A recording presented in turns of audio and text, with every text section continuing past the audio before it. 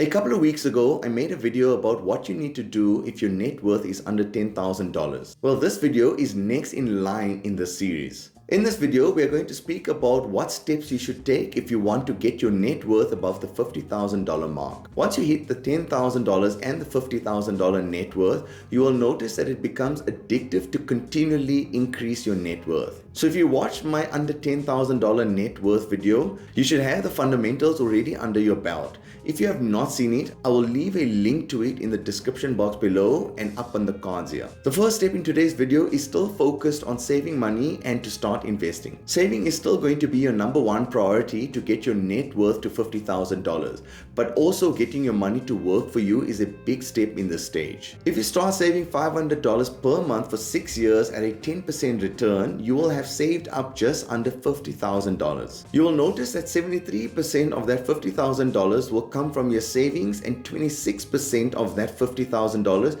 will be from interest earned. In other words, your money that worked for you. The point of what I'm trying to make is that most of the money earned will come from your savings, meaning the more you save, the more your net worth will increase. And as your net worth increases, the less savings will matter because your interest will bring in most of the money, but that stage comes a little later on. With this said, you should know that keeping your money in your bank account is not a form of saving or investing. When I say savings, I mean spending less money per month. Thereby, you will have more money left over at the end of the month in the form of savings. And when I refer to investing, that means having money in an account which is going to at least return you more than 6% per year. Certain countries such as the United States and the United Kingdom, keeping money in your bank account will yield you an extremely small return such as 1 or 2%. You need to make sure that where you put your money is giving you a return of at the very least 6% per annum. Now, this is the first reason as to why you want to invest. The second reason is inflation. The inflation rate means how much general prices in your country have gone up by. Now, even though the Feds in the United States try to keep inflation at the 2% level, they don't always stay at that rate. The inflation rate in the United States is at about 3%. This means that if you get a return on your investment of 3% or less, you're actually getting poorer as the cost of goods are increasing faster than the value of your money. So by investing money, not only are we getting to our $50,000 value amount sooner, but we are also protecting the value of our money from inflation. Now you may ask where one should invest in order to grow their net worth. On this channel from day one, I have always recommended investing into the S&P 500 index fund, which has been generating a return of over 10% per annum since its inception in 1957. And if you take tax into consideration, you can round it down to a net return of 8% per year.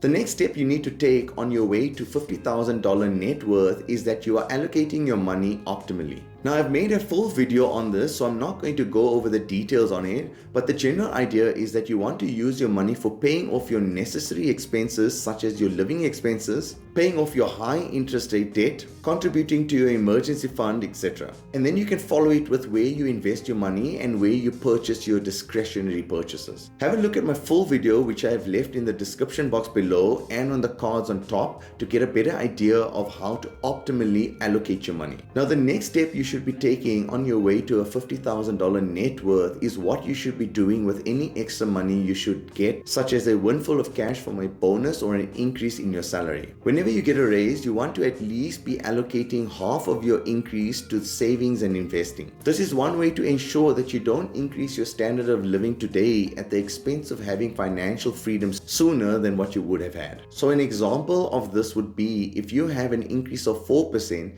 set aside 2% of your net increase and ensure it's invested instead. The average savings rate in the United States sits at around 3.4%, which is not great at all. You should strive to save at least 10% of your monthly gross income. If you can get to this 10%, you will make considerable strides to get your net worth to the $50,000 mark. Now, moving on to the next step to get your net worth above $50,000 is by following the 1% rule. If you have watched my first video about getting your net worth above the $10,000 net worth, you should have known that in that video I speak about the 2% rule. But as your net worth increases, it makes more sense to reduce it to the 1% rule. Now, what this 1% rule means that you should be trying to your best to not to purchase any discretionary items that exceed 1% of your net worth. So an example of this would be that that if your net worth is $40,000, then you should not be looking to buy one thing which is worth more than $400. The reason why we want to implement the 1% rule is because the more you sacrifice today, you'll be repaid tenfold that money in the future. Let me show you an example of what I mean. If your net worth is $30,000 and you make a $300 purchase once a month, meaning 1% of your net worth per month, which equates to $3,600 for the year, by the time you retire, that money would be worth almost $80,000. Yes, this example is a little bit extreme, but the point I'm trying to make is for you to understand the time value of money and the opportunity cost money has. Since a lot of the friction of making money comes in making your first $50,000,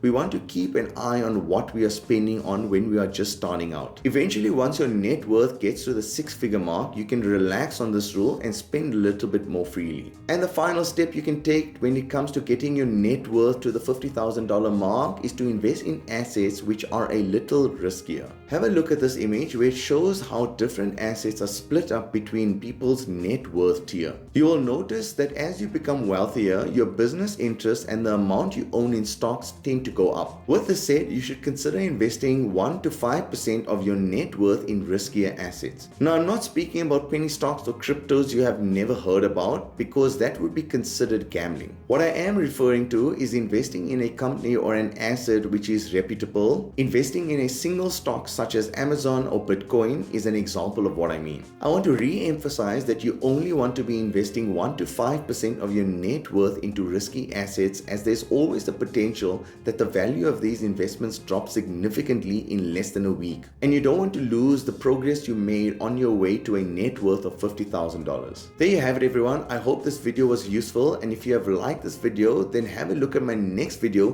where I speak about the 7 differences between the rich and poor, which I think you'll enjoy. Like and subscribe for more.